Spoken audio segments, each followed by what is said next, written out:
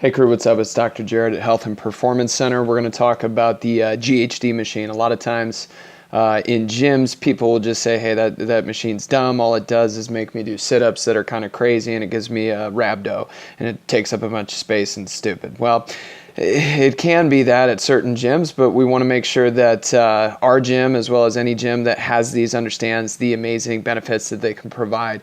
So we're going to do a series on the GHD that has nothing to do with the GHD sit-up. Has a lot to do with glute ham activation, which is something that we don't get a ton in the gym.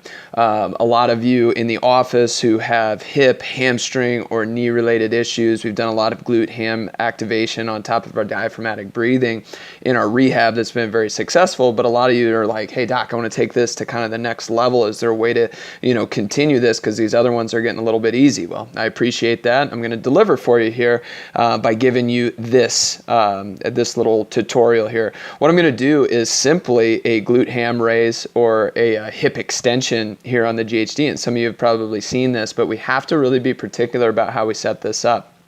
What we're really going to make sure that we do is set our midline and extend from the hip. So realistically, I call this a GHD hip hinge or a GHD deadlift, because I really want to make sure that I'm solid and stable through my spine and doing this movement predominantly through my glutes and hamstrings, so that I can spare unnecessary movement or tension dumps into my discs of my lumbar spine, or just into my spine, or a dissipation of my core stability altogether. So we'll get into this and we'll see. I'm getting this set up. First thing I'm going to do is do my hand contacts to give me that awareness of where my body's at, going forward and back. You see, I'm really trying to make everything nice and stable in my spine and do all of that hinging right in through my hip. Now, it's a very simple movement. While I'm doing that, we'll go through it again, is I'm breathing and trying to take nice, big, deep breaths that are independent of my movements as I go through this, all the while saying, hey, I can't round in that position, I can't hyperextend in that position.